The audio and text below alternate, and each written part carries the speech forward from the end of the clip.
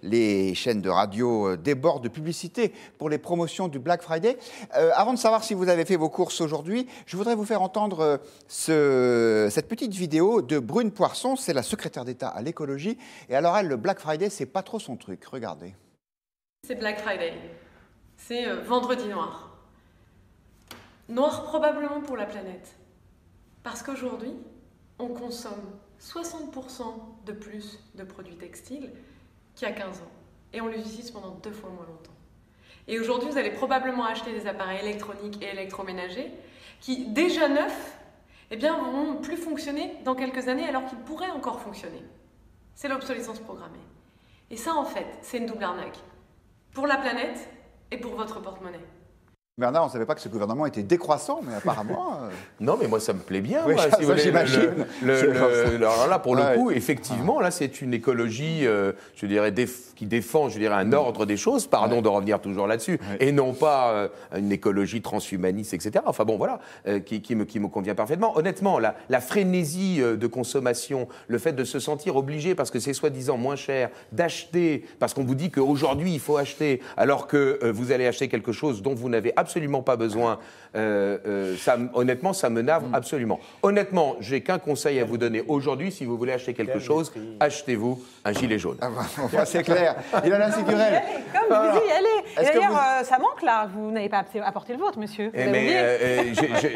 J'aurais peut-être dû, mais... Parce que votre veste était trop belle, la crise au fond. Ilana Sigurel, c'est intéressant quand même ce discours qui est quand même assez minoritaire au sein du gouvernement, parce qu'on est plutôt favorable aux échanges, à la croissance, au commerce dans la République en marche, non ? Oh, quelle caricature. Non, moi, je vais réagir en tant qu'éducatrice. Brune Poirson l'a fait en tant que représentante de l'écologie au sein du gouvernement. Je pense qu'il faut, je vais m'exprimer en tant qu'éducatrice, je crois qu'il faut qu'on enseigne à nos jeunes générations de ne pas être effectivement les victimes, de ne pas subir cette espèce de pression, comme vous le disiez, où on achète alors qu'on n'a pas besoin. Et on voit bien, on sent c'est une forme. Donc, je crois qu'on veut donner du sens, on veut remettre l'éducation au centre. Et je crois... Disposer de son destin, c'est aussi décider qu'on peut faire quelque chose de plus intéressant que d'aller, comme on le voyait sur votre image, c'était très éloquent, toutes ces portes qui allaient s'ouvrir.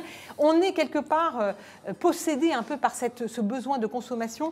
Il y a beaucoup à dire, il faut bon, voilà, je ne peux c'est insupportable. Enfin, c'est quoi ce paternalisme? Laissez les gens vivre, laissez les gens consommer. On parlait du communisme juste avant, votre anticapitalisme est effarant, quoi. Enfin, il n'y a pas d'anticapitalisme. Mais si, laissez les gens échanger, acheter ce qu'ils veulent, laissez-les libres. Le Black Friday, là où il le faut, c'est sur les impôts, c'est tout.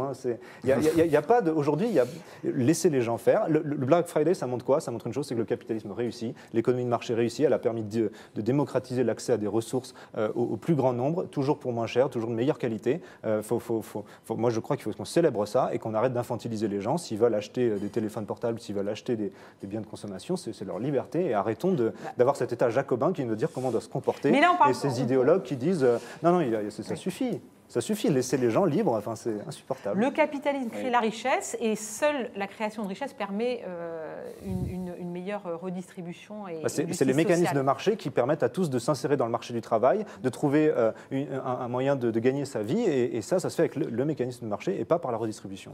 Étienne Girard, est-ce que vous avez fait des courses aujourd'hui pour profiter du Black Friday ? Écoutez, pas du tout. C'est le genre de démarche qui m'horripile. Ça vous surprendra pas.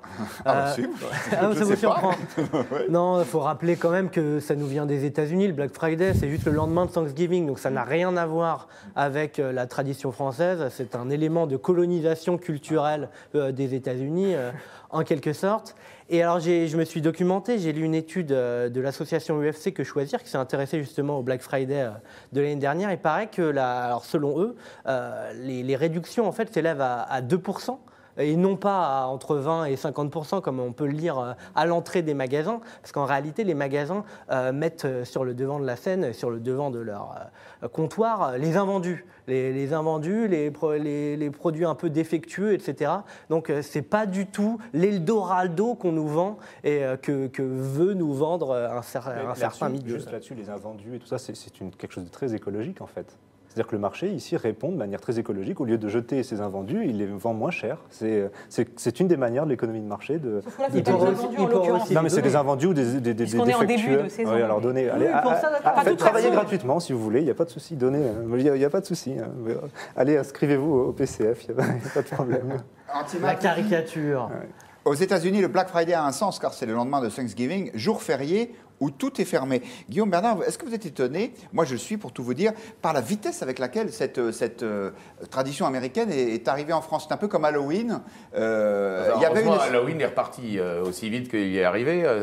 Ça nous a un peu libérés, tant mieux. Oui, mais qu'est-ce qui se passe? Vous pensez que les Français avaient un besoin de promotion comme ça, ou bien de s'américaniser? Le problème, c'est qu'on laisse croire que le consentement est toujours libre et qu'il ne peut pas y avoir une manipulation. C'est-à-dire que je suis au regret de vous dire que le comportement de certaines entreprises, par leur capacité de publicité notamment, eh bien, fait que l'on peut modifier le comportement des gens. Ensuite, on peut, en outre, d'une certaine manière, profiter de cette loi d'imitation que le sociologue Gabriel Tarde, a mis en avant, c'est-à-dire que malheureusement, il y a beaucoup de personnes qui veulent se comporter de la même manière que d'autres, tout simplement pour ne pas être marginal. Je n'ai pas dit que c'était mal, je dis simplement que de laisser croire que le comportement des personnes est totalement libre, que le consentement est totalement libre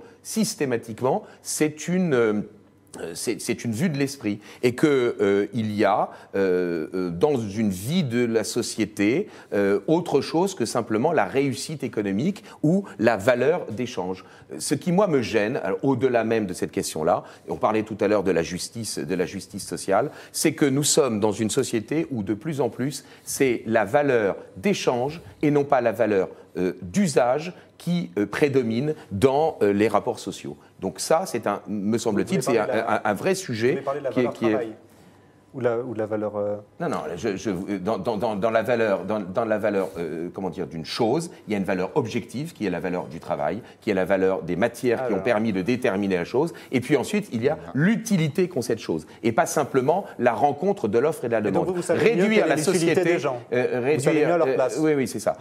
C'est ce que vous dites. Non, c'est certainement pas ce que je dis. Je dis simplement que la valeur d'une chose, ça n'est pas uniquement la valeur d'échange économique. Si. Voilà, c'est exactement le fond du problème. Est-ce que notre société se réduit à